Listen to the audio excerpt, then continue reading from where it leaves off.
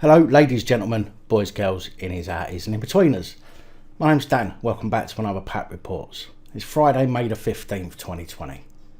Today we start with an update to PAP Reports from the 10th of February 2020, where 42-year-old Hitesh Lakhani, who was attached to the Met's Central West Borough Command Unit, was found guilty by jury of perverting the course of justice at Kingston Crown Court on December the 10th after making false claims about a man luring a child into bushes and forcing her to touch him.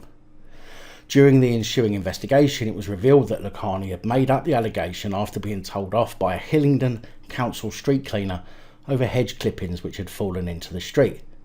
I mean, what better way to teach someone a lesson than to accuse them of being a pedo? Lakhani was given a 3-year prison sentence for his false claims after CCTV footage proved he had lied. Well, although Lakhani is currently servicing Bubba in jail, his misconduct hearing was heard on the 30th of April. The special case misconduct hearing found that Lakhani did breach professional standards and was dismissed without notice.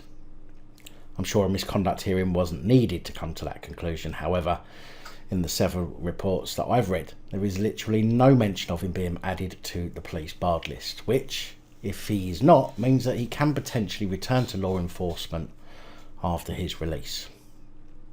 Pretty sure that's not something anyone is looking forward to. PC Mark Sloan from Kent Police will be given management advice for speeding and causing a collision in Maidstone, which left a member of the public with a broken collarbone. A misconduct hearing was held on Tuesday the 12th of May following an investigation by the IOPC. Sloan admitted misconduct and the panel found he had breached the standards of professional behaviour, which came some 5 months after he was found guilty and convicted of careless driving at Woolwich Crown Court in December 2019, a conviction that saw him with a severe penalty of just 8 points on his licence. The collision happened just after 9 p.m. on the 1st of March 2018 in Courtenay Road, Maidstone. Sloan was responding to an emergency report of a burglary in progress.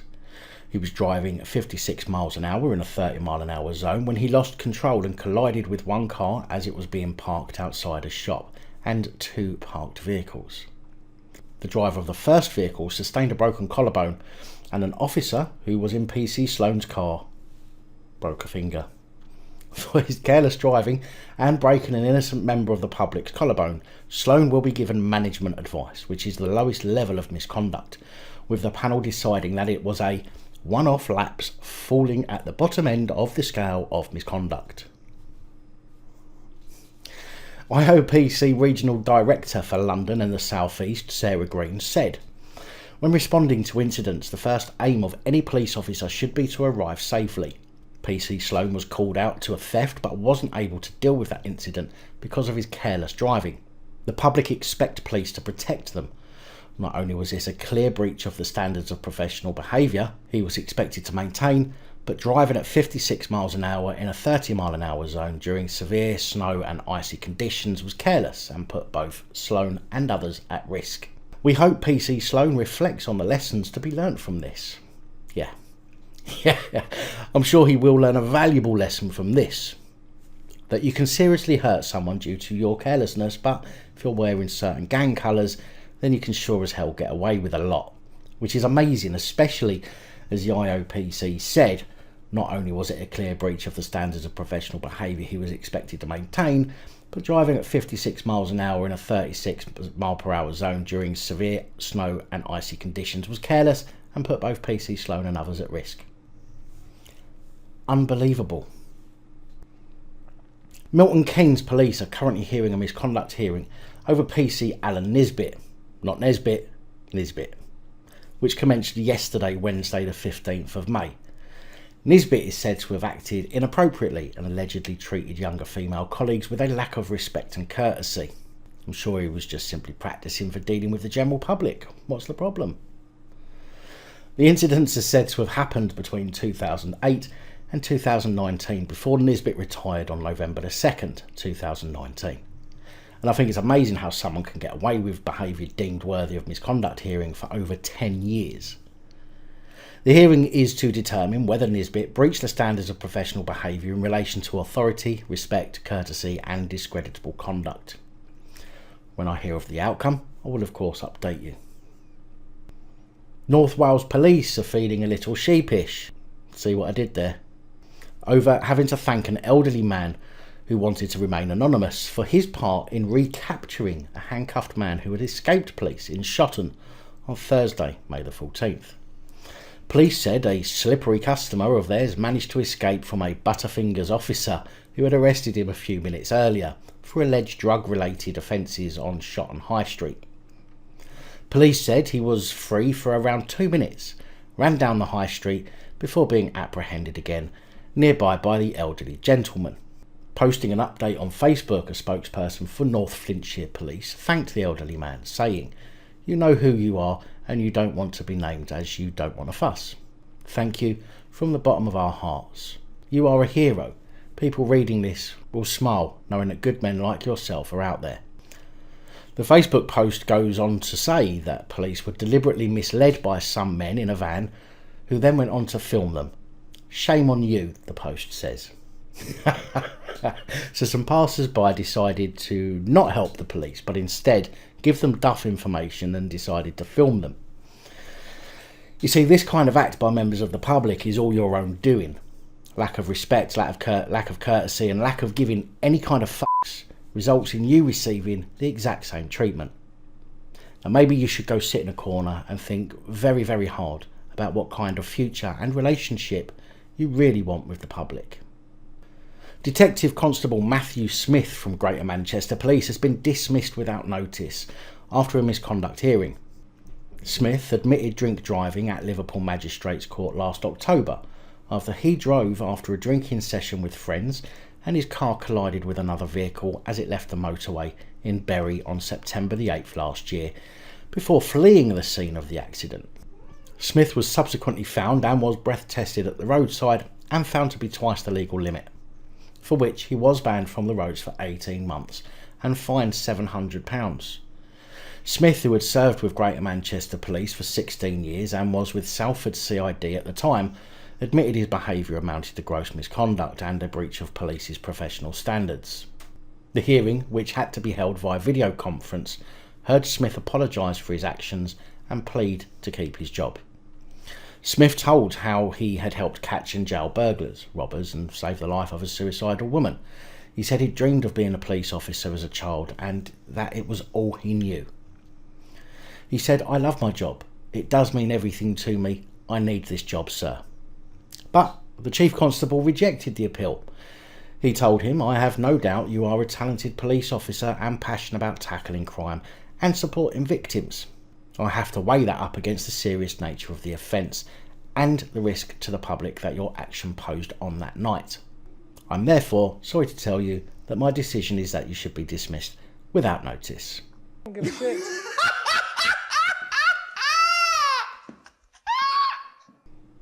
On the 11th of May in the PAP Report, I spoke of how Bev Hughes, Deputy Mayor of Manchester, called for 3 Rochdale Grooming gang members to be deported as they had already been stripped of their British citizenship after being found guilty of trafficking and conspiracy to engage in sexual activity with a child back in 2015. Well, yesterday reports came to light that one of those who were supposed to have been deported but instead has been allowed to return to the very town where he committed the crimes came face to face with one of his victims in an Asda store. The woman, who remains anonymous, says her heart stopped beating when she came face to face with her abuser in Asda. Adil Khan, along with 2 others who were the only 3 who had dual citizenship with Britain and Pakistan, lost their appeals against deportation to Pakistan in 2018, but are still here. The woman, who was one of Khan's victims, is said to have ran from the store in tears after she saw the 50-year-old with a child. With a child! Yes, police and government clearly so concerned with the abuse of white British girls that even 2 years after an appeal to remain was rejected, one of the abusers is walking the streets with a child. This is your police and government, and those of you who still think the police and government are there to help and protect you really need to wake the fuck up. The woman, who was 13 at the time of the abuse, is said to have confided in former Greater Manchester Police Detective Maggie Oliver. The former detective said she walked into an aisle and was face to face with him. He had a 7 or 8-year-old child with him. How can he have a child in his care? She just left her trolley and ran out in tears and called me. The question is, why are they still here? Why are they back in Rochdale? What about the rights of the children they abused? It really is outrageous. Khan of Oswald Street in Rochdale, that's Oswald Street in Rochdale, was jailed for 8 years in 2012 but was released in 2016. A jury convicted him of trafficking and conspiracy to engage in sexual activity with a child. Khan was ordered to sign the sex offenders register for life, which we now know is just 15 years. He remained out on licence after his release, but that sentence has now elapsed. Greater Manchester Police, the very same ones not taking action against grooming gang members walking around freely around the communities where they committed their crime after having their citizenship revoked, have been told to use common sense when faced with coronavirus lockdown breaches after the regulations were eased this week by Boris Johnson. Police have been reminded of the difference between rules outlined in emergency COVID-19 legislation in February and government guidance reissued by Prime Minister Boris Johnson on Sunday, May the 10th. Amazing how police, the people we expect to be able to deal impartially and professionally with allegations of crime, need to be reminded of the difference between law and guidance. If that doesn't make you worry, then you have serious issues. Government guidance such as 2-metre distancing, avoiding public transport where necessary and wearing face coverings in enclosed spaces cannot be enforced.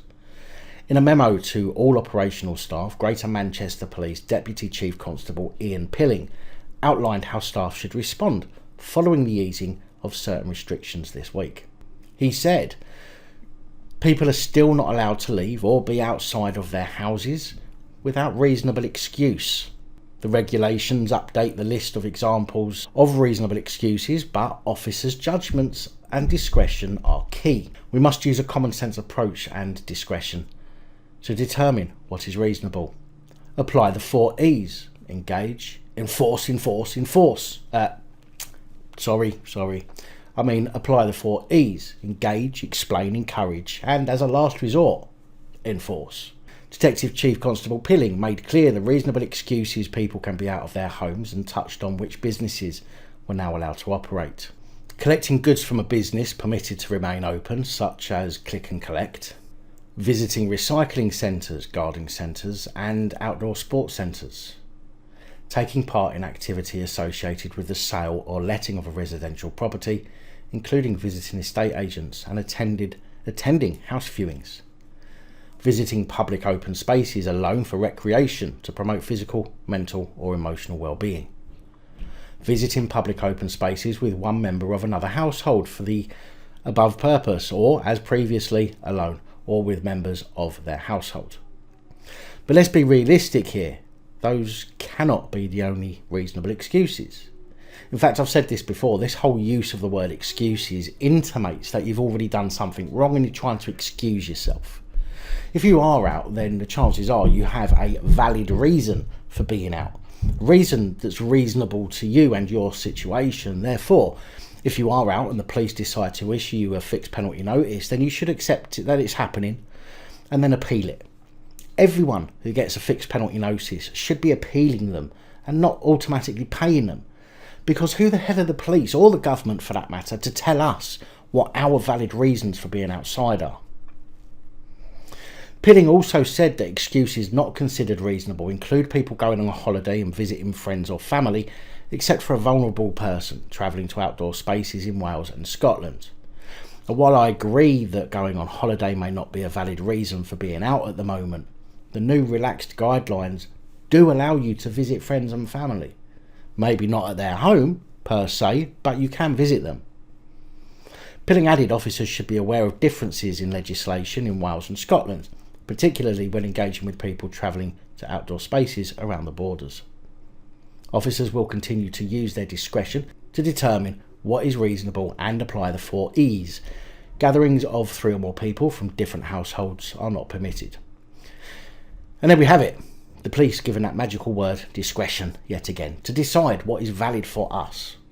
Remember, these are the same people who used their discretion to look the other way when thousands of young girls got their lives ruined by grooming gangs. You decide if you want these people deciding what's valid or not. I sure as shit won't be. Big thank you to channel Patreon supporters. Your support is truly appreciated.